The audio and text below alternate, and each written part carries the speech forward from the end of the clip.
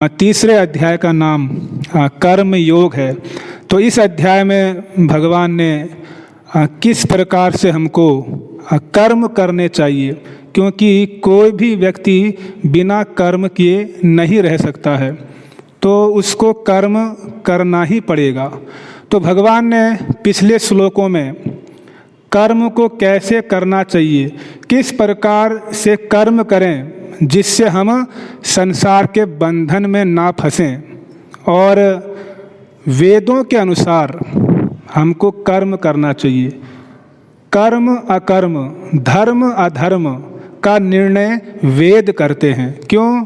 वेदो साक्षात नारायण, कि वेद साक्षात नारायण हैं। तो वेद ही हमको बतलाते हैं कि कैसा कर्म करना चाहिए और कैसा कर्म नहीं करना चाहिए। और श्लोक संख्या 27 में, चूँकि भगवान आज 28वें श्लोक पर हम चर्चा कर रहे हैं, तो 27वें श्लोक में भगवान ने बतलाया था कि जो अज्ञानी व्यक्ति होते हैं वो अपनी पहचान शरीर से करते हैं। अपनी जो वास्तविक पहचान है वो शरीर को ही वास्तविक वस्तु समझते हैं। तो प्रकृति के जो 3 गुण हैं उनके अधीन होकर वे कर्म करते हैं, और जितने भी कर्म करते हैं वो क्या सोचते हैं कि मैं कर्म करने वाला हूँ, मैं ही करता हूँ, मैं ही कर्म करने वाला हूँ। ऐसी भावना अज्ञानी व्यक्तियों के हृदय में प्रकट होती है, ऐसा वो मान लेते हैं। अज्ञानी व्यक्ति सोचता है कि मैं ही सब कुछ करने वाला हूँ, मैं ही कर्म करने वाला हूँ, मैं ही करता हूँ। लेकिन अर्जुन के मन में प्रश्न उठा, मानो अर्जुन के मन में प्रश्न उठा कि जो भगवान के भक्त होते हैं, जो ज्ञानी लोग होते हैं, वो कैसे कर्म करते हैं। तो श्लोक संख्या 28 में, आज के श्लोक में भगवान जो कृष्ण भक्त हैं, जो कृष्ण भावना भावित व्यक्ति हैं, उनके विषय में बतला रहे हैं कि वो अज्ञानी व्यक्ति की तरह कर्म नहीं करते हैं। जो कृष्ण भावना भावित व्यक्ति हैं उनका कार्य दिव्य होता है। वो भगवान की प्रसन्नता के लिए ही कर्म करते हैं और अपने आप को कर्ता नहीं समझते हैं। मैं कर्म करने वाला हूँ, ऐसी भावना कृष्ण भावना भावित व्यक्तियों के हृदय में प्रकटित नहीं होती है। तो इस श्लोक में हम कुछ शब्दों पर चर्चा करेंगे, जैसे तत्त्ववित्तु महाबाहो। तो आज के श्लोक में भगवान अर्जुन को महाबाहु कहकर पुकार रहे हैं। अर्जुन के अनेक नाम हैं, उसमें आज भगवान अर्जुन को किस नाम से पुकार रहे हैं? महाबाहु। महाबाहु का क्या अर्थ होता है, कोई बताना चाहेगा आप में से? महाबाहु किसको कहते हैं? ऐसा व्यक्ति जिसकी भुजाएं विशाल और बलिष्ठ हो, बलवान और भुजाएं क्या हो? विशाल। तो जिस व्यक्ति की भुजाएं विशाल हैं, बलिष्ठ हैं, अगर ऐसे व्यक्ति को रस्सियों से बांधा जाए या बांधने का प्रयास किया जाए, तो क्योंकि उसकी भुजाएं क्या हैं? बलशाली हैं, विशाल हैं, तो वह रस्सियों को क्या कर सकता है? आराम से उन रस्सी के बंधन को तोड़ सकता है, उससे मुक्त हो सकता है। लेकिन जो प्रकृति के 3 गुण हैं ये भी रस्सियों के समान है। 3 प्रकार की रस्सियों के द्वारा जीवात्मा इस संसार में बंधा हुआ है। 3 प्रकार की रस्सियाँ, सतोगुण, रजोगुण और तमोगुण, 3 प्रकार की रस्सियों से जीवात्मा को इस संसार में बांधा गया है। और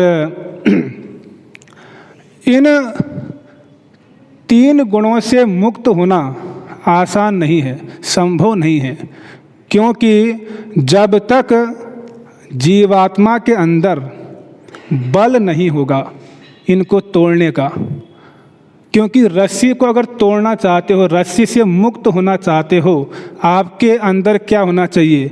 आपकी भुजाओं में क्या होना चाहिए? बल होना चाहिए।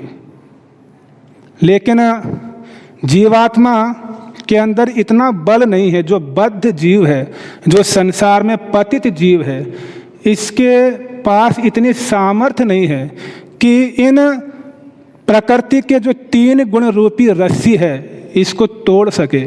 संभव नहीं है उसके लिए। लेकिन यदि कोई व्यक्ति चित्त बल को प्राप्त कर ले, कृष्ण भावना भावित बल को प्राप्त कर ले, तो ऐसा व्यक्ति इन 3 गुणों रूपी रस्सी को तोड़कर मुक्त हो सकता है इस संसार से। तो एक है भौतिक बल, एक है चित्त बल, आध्यात्मिक बल, भक्ति का बल। तो अर्जुन के भुजाओं में बल है और विशाल भुजाएं हैं। तो जिसके पास आध्यात्मिक बल है, भक्ति का बल है, ऐसा व्यक्ति इन 3 गुण रूपी रस्सियों को क्या कर सकता है? तोड़ सकता है और इससे मुक्त हो सकता है। लेकिन जब तक कोई व्यक्ति भगवान कृष्ण की शरणागति नहीं करेगा, जब तक कोई भगवान कृष्ण का भजन नहीं करेगा, तब तक वह इन 3 गुणों से पार नहीं हो सकता है। और भगवान ने गीता में चुनौती दिया है। क्या चुनौती दी? दैवी हेसा गुणमयी मम माया दुरतया मामेव प्रपदन्ते माया मेताम तरन्तिते, कि ये त्रिगुणमयी माया जो है इसको पार करना असंभव है। मम माया दुरतया, यदि कोई मामेव प्रपदन्ते, यदि कोई मेरे शरणागत हो जाएगा, ऐसा व्यक्ति इस त्रिगुणमयी माया को आसानी से पार कर सकता है। तो भगवान ने स्पष्ट रूप से भगवत गीता के 4थे अध्याय में दैवी हेसा गुणमयी, तो 7वां अध्याय, तो भगवान स्पष्ट रूप से जो है चुनौती दे रहे हैं। तो इसीलिए यदि कोई कृष्ण भक्ति के अलावा कोई अन्य मार्ग अपनाते हैं, योग का मार्ग, ध्यान का मार्ग, कुछ भी मार्ग अपना रहे हैं, तो उनको इस माया से पार होने में सफलता नहीं मिलेगी। असंभव। बड़े बड़े योगी, ध्यानी, ज्ञानी हुए, सबका पतन देखा गया। विश्वामित्र को देखिए आप, योग के बल पर अपनी इंद्रियों को नियंत्रित करना चाहते हैं। 10,000 वर्ष उन्होंने बिता दिए और मैंने कहा कि एक झंकार में जो है उनकी सारी तपस्या भंग हो गई और उनका पतन हो गया। सौभर मुनि को देखिए, जमुना जी के अंदर तपस्या कर रहे हैं, लेकिन उनके हृदय में काम वासना उत्पन्न हुई और बाहर आकर मान धाता की 50 कन्याओं से उन्होंने विवाह किया। तो भगवान की भक्ति जब तक नहीं करेंगे, चाहे आप कितने भी बड़े ज्ञानी हो, ध्यानी हो, योगी हो, आप इस त्रिगुणमयी माया से मुक्त होने में सफल नहीं हो सकते हैं। बड़े बड़े उदाहरण हमने शास्त्रों में सुने हैं और देखे जाते हैं, लेकिन इतिहास में या शास्त्र में ऐसा कहीं उल्लेख नहीं है कि भगवान के भक्तों का पतन हुआ हो। कभी नहीं। भगवान के भक्तों का पतन कभी नहीं होता है। तो अर्जुन की भुजाएं क्या हैं? बलशाली हैं, महाबाहु।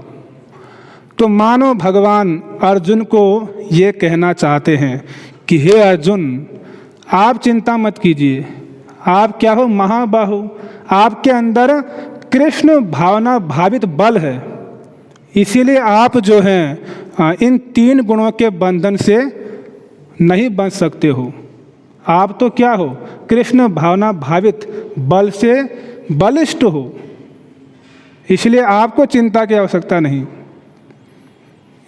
एक अर्थ महाबाहु का ये है, और दूसरा अर्थ महाबाहु का भी है बलिष्ठ भुजाएं। अर्जुन के जीवन में हम देखते हैं कि महाभारत में ऐसा वर्णन आता है, जब युद्ध का 5वां दिन चल रहा है तो उस समय दुर्योधन ने अर्जुन को मारने के उद्देश्य से 25,000 महारथी एक साथ लगा दिए, और अर्जुन ने अकेले ही क्षण भर में ऐसे 25,000 महारथियों को क्या कर दिया, नष्ट कर दिया।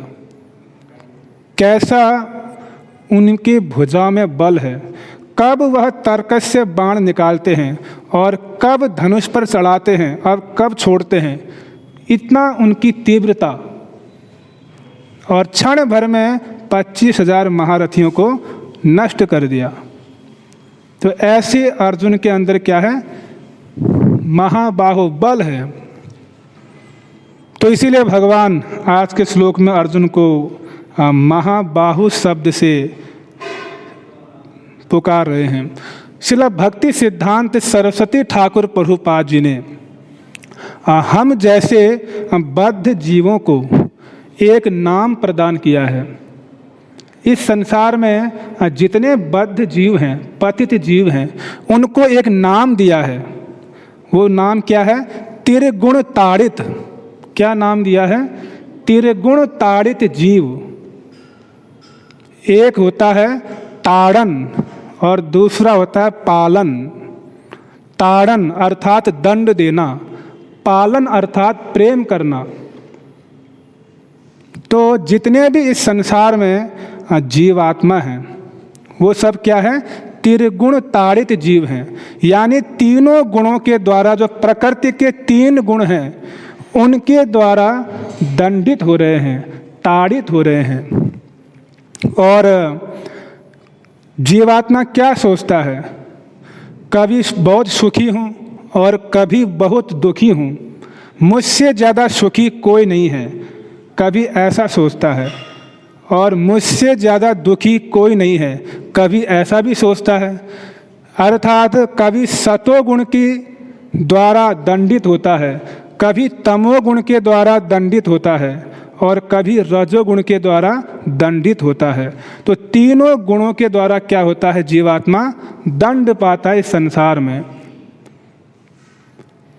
तो जैसे एक सामान्य जो बद्ध जीव है वह सुख दुख का अनुभव करता है, इन तीनों गुणों से जब वो ताड़ित होता है, दंडित होता है, तो सुख दुख का अनुभव करता है।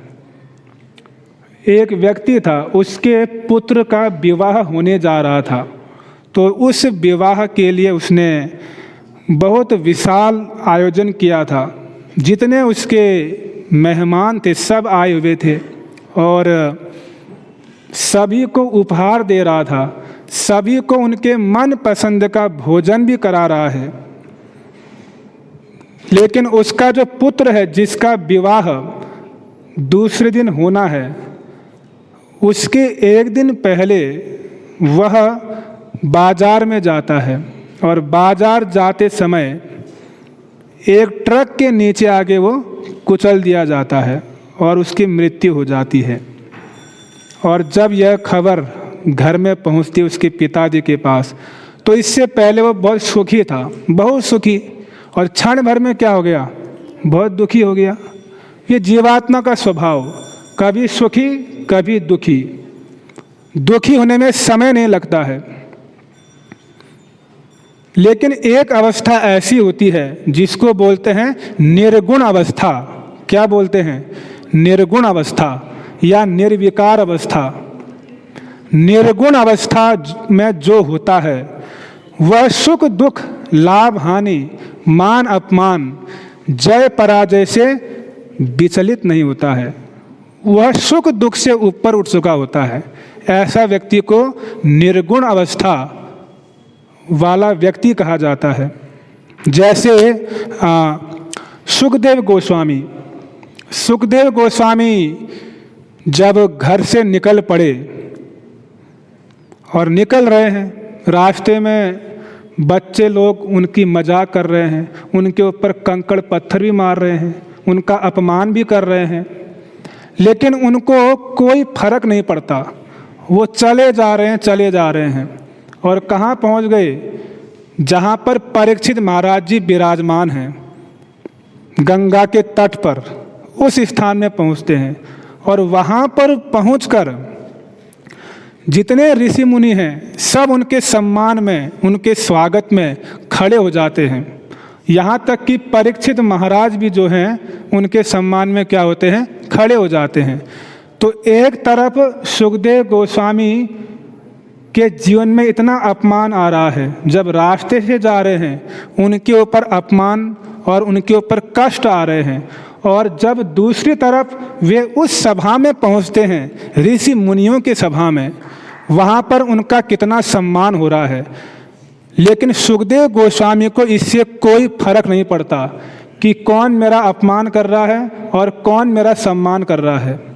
जैसे गंगा नदी का एक काम है, एक ही लक्ष्य है कि मुझे समुद्र से मिलना है।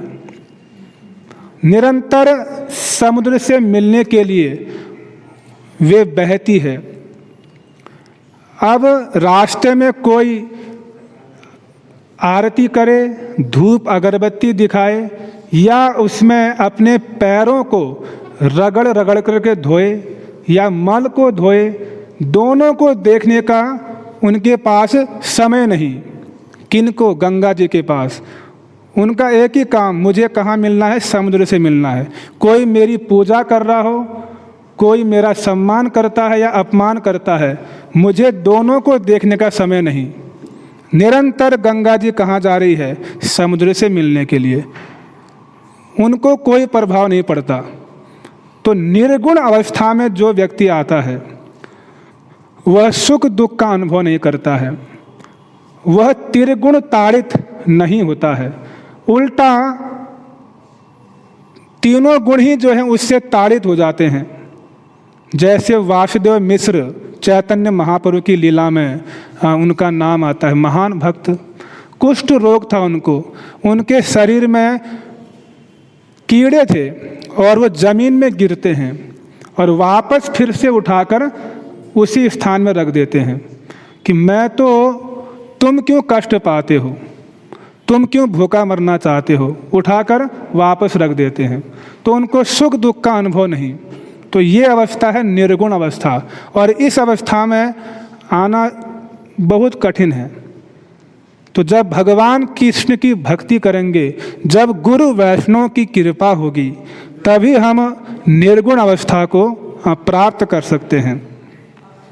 और इस श्लोक में एक शब्द आया, तत्ववित्। तत्ववित्तु महाबाहु।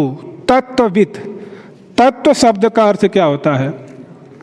तत्व का अर्थ होता है वास्तविकता, वास्तविक सत्य, और वित्त मतलब जानना, यानी वास्तविक सत्य को जानना। ऐसा व्यक्ति जो वस्तु के यथार्थ रूप को समझता है, उसको कहते हैं तत्ववित्त व्यक्ति या तत्वदर्शी व्यक्ति। भगवान ने गीता में इस शब्द का बहुत बार व्यवहार किया है, तत्वदर्शी शब्द का या तत्वतः शब्द का। जैसे भगवान ने दूसरे अध्याय के 16वें श्लोक में भगवान वर्णन करते हैं कि ना सतो विद्यते भावो ना भावो विद्यते सतः उभयोरपि दृष्टो अंतस वनयो तत्वदर्शिभिः। यानी भगवान क्या बोल रहे हैं कि तत्वदर्शियों ने निष्कर्ष निकाला है। क्या निष्कर्ष निकाला है? कि जो ये शरीर है ये क्या है? परिवर्तनशील है, और जो आत्मा है वो क्या है? अपरिवर्तनीय है। ऐसा तत्वदर्शियों ने निष्कर्ष निकाला है। तत्वदर्शी अर्थात वस्तु को ठीक ठीक रूप में जानने वाला, उसको कहेंगे तत्वदर्शी। जैसे ये शरीर और आत्मा के अंतर को जो ठीक ठीक रूप में समझता हो कि शरीर क्या है? जड़ पदार्थ नश्वर है, भौतिक है। आत्मा क्या है? चिन्मय है, दिव्य है और भगवान कृष्ण का अंश है। जो इस विचार को तत्व से समझता है वही वास्तव में क्या है? तत्वदर्शी भी। तो भगवान भी तत्वदर्शियों को क्या कर रहे हैं? कोट कर रहे हैं कि तत्वदर्शियों ने ये निष्कर्ष निकाला है। क्या निष्कर्ष निकाला है? कि शरीर क्या है? परिवर्तनशील जड़ वस्तु, नश्वर वस्तु। आत्मा क्या है? चिन्मय वस्तु, दिव्य वस्तु और सनातन है। और भगवान ने गीता के 4 अध्याय के 34वें श्लोक में भगवान ने क्या कहा? तद विधि प्रणिपातेन परिप्रश्नेन सेवया उपदेशन्ति ते ज्ञानम ज्ञानिनम तत्वदर्शिनः। तो वहाँ पर भी तत्वदर्शी शब्द का व्यवहार किया भगवान ने कि यदि आपको ज्ञान प्राप्त करना है, तद विधि प्रणिपातेन, यदि आपको भगवान के विषय में, परम सत्य के विषय में जानना है तो किसके पास जाना होगा? तत्वदर्शी गुरु के पास।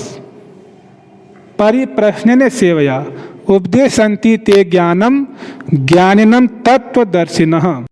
और भगवान ने 18वें अध्याय के 55वें श्लोक में वर्णन किया कि भगवान को तत्व से कैसे जाना जा सकता है। भगवान को तत्व से कैसे जाने? तो भगवान क्या कहते हैं कि भक्त्या माम अभिजानाति यावान याश्चास्मि तत्वतः ततो माम तत्वतो ज्ञात्वा विशते तद अंतरम। केवल भक्ति के द्वारा ही भगवान को तत्व से जाना जा सकता है। भगवान को जानने का और कोई विधि नहीं है। यदि कोई भगवान को ठीक ठीक रूप में समझना चाहता है तो भक्त्या माम अभिजानाति, कि भक्ति के द्वारा ही भगवान को जाना जा सकता है।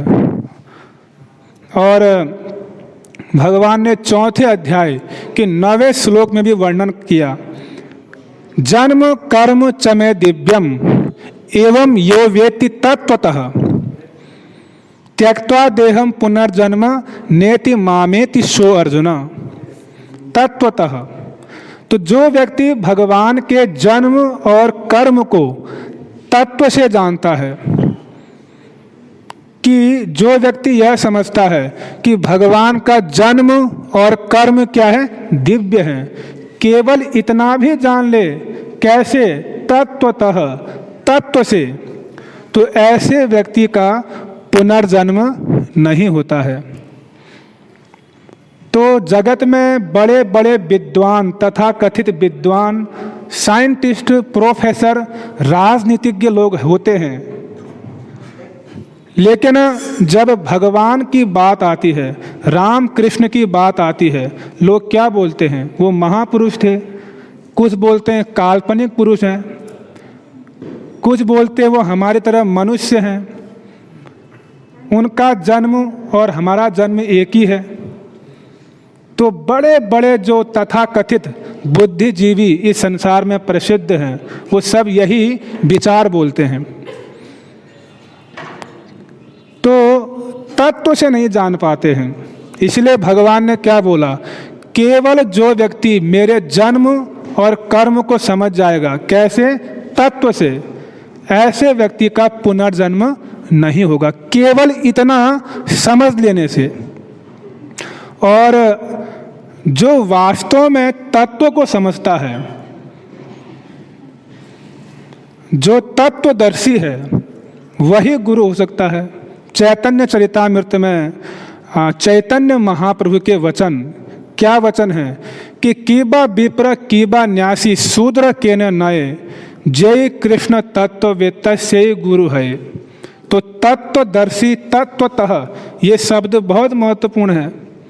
जय कृष्ण तत्ववेत्ता से गुरु है, कि जो कृष्ण तत्व को जानता है, चाहे कोई ब्राह्मण हो, शूद्र हो, सन्यासी हो, किसी भी आश्रम में क्यों न हो, यदि वह कृष्ण तत्व को जानता है तो वही गुरु बनने योग्य है।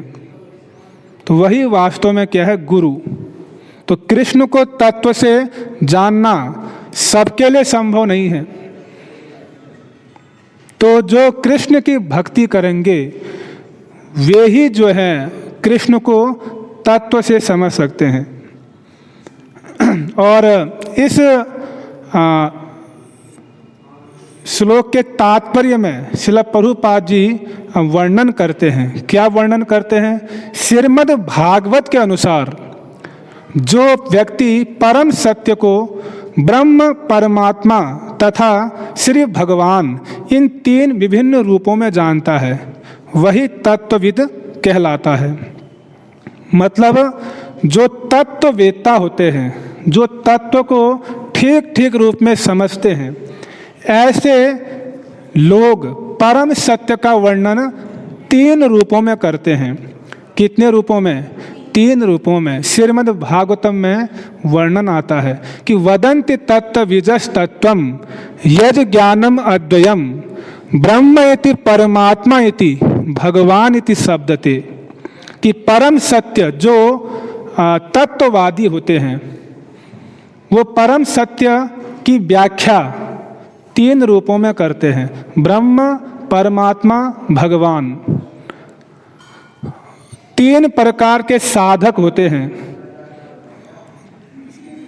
ज्ञानी, योगी और भक्त। जो ज्ञानी हैं, जो ज्ञान मार्ग पर चलते हैं, ऐसे लोग यानी जो निराकार ब्रह्म की उपासना करते हैं, ऐसे ज्ञानी लोग ब्रह्म का अनुभव करते हैं। जो परम सत्य की प्रथम अनुभूति है ब्रह्म, वहाँ तक वो पहुँच पाते हैं, ब्रह्म इति। और दूसरा परमात्मा। तो परमात्मा का अनुभव कौन करते हैं? जो योगी हैं, अपने हृदय में परमात्मा का अनुभव करते हैं। और परमात्मा ब्रह्म इति परमात्मा इति भगवान इति शब्दते। और जो भगवान है, जो परम सत्य की सर्वश्रेष्ठ अनुभूति है भगवान, यानी श्याम सुंदर कृष्ण, कृष्णस्तु भगवान स्वयं। तो भगवान की अनुभूति कौन करते हैं? उनके भक्तजन। तो तीन प्रकार की अनुभूति परम सत्य की, और तीन प्रकार के साधक, ज्ञानी ब्रह्म का अनुभव करते हैं, योगी परमात्मा का अनुभव करते हैं, और भक्त भगवान का अनुभव करते हैं। तो तत्ववेत्ता, ये तीनों क्या है? तत्ववेत्ता। और इन तीनों में सर्वश्रेष्ठ तत्ववेत्ता कौन है? कृष्ण भक्त। और यह निष्कर्ष जो है बड़े बड़े ज्ञानियों ने भी निकाला है। इतिहास में ऐसा देखा गया है, जितने भी ज्ञानी हुए हैं, योगी हुए हैं, उन्होंने ब्रह्म ज्ञान को छोड़कर भक्ति को अपनाया है। उद्धव जी, सुखदेव गोस्वामी, बड़े बड़े जितने ज्ञानी हुए, शौनक आदि ऋषि मुनि, सनत कुमार जो चतुर कुमार है, वे भी ज्ञानी थे। उन्होंने भी ज्ञान मार्ग को तिलांजलि देकर अब भक्ति मार्ग को अपनाया। यही निष्कर्ष निकाला कि कृष्ण ही क्या है? परम भगवान है। मधुसूदन सरस्वती जी हुए हैं महान मायावादी, अद्वैतवादी। लेकिन जब श्रील जीव गोस्वामी का उन्होंने संग किया काशी में, तो उन्होंने अपनी गीता की गूढ़ार्थ दीपिका टीका में वर्णन किया। क्या वर्णन किया? वंशी विभूषित करान नवनीरदाभात पीतांबर अरुणबिंब फलाधरोष्ठात् पूर्णेन्दु सुंदर मुखा अरविंद नेत्रात् कृष्णात् परम किमपि तत्व अहम न जाने। तो मधुसूदन सरस्वती जैसे महान अद्वैतवादी जिन्होंने श्रील जीव गोस्वामी का संग किया, उन्होंने क्या निष्कर्ष निकाला कि जिनके हाथों में बंसी है और जो पीतांबर वस्त्र पहनते हैं, जिनका मुख कमल चंद्रमा के समान है, जिनके नेत्र कमल के समान हैं, ऐसे श्री कृष्ण कृष्णात परम किमपि तत्व अहम न जानी, ऐसे श्री कृष्ण से श्रेष्ठ और कोई तत्व है मैं नहीं जानता। ये उनका निष्कर्ष। तो वास्तव में मधुसूदन सरस्वती जी ने श्रील जीव गोस्वामी जी की कृपा से कृष्ण को तत्व से समझा।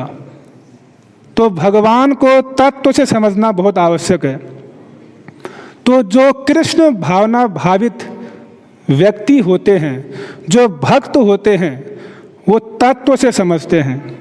जीव तत्व, माया तत्व, ईश्वर तत्व, गुरु तत्व, ये सब क्या है? तत्व है। इनको ठीक ठीक रूप में समझते हैं जो कृष्ण भावना भावित जन होते हैं। और तत्व से समझेंगे तो क्या होगा? जो व्यक्ति तत्व से इन सब विषयों को समझेगा वह आसानी से जो है इन 3 गुण रूपी रस्सी को तोड़ पाएगा और इससे मुक्त हो जाएगा। आ रहा है समझ में? क्या समझ में आ रहा है? नहीं आ रहा है? तत्व से जानना है। कैसे जानना है? तत्व से। खीर एक तत्व है। खीर क्या? एक तत्व। खीर कैसे बनता है? क्या उसमें क्या क्या मिलाने से खीर बनता है, उसको तत्व से समझेंगे तभी हम खीर बना पाएंगे। अगर तत्व ही पता नहीं है खीर कैसे बनता है तो फिर खीर नहीं बना सकते हैं। उसी प्रकार भगवान को, भक्ति को, गुरु को, शास्त्रों को, संसार को, माया को तत्व से हमको समझना होगा, वास्तविक रूप से हमको समझना होगा।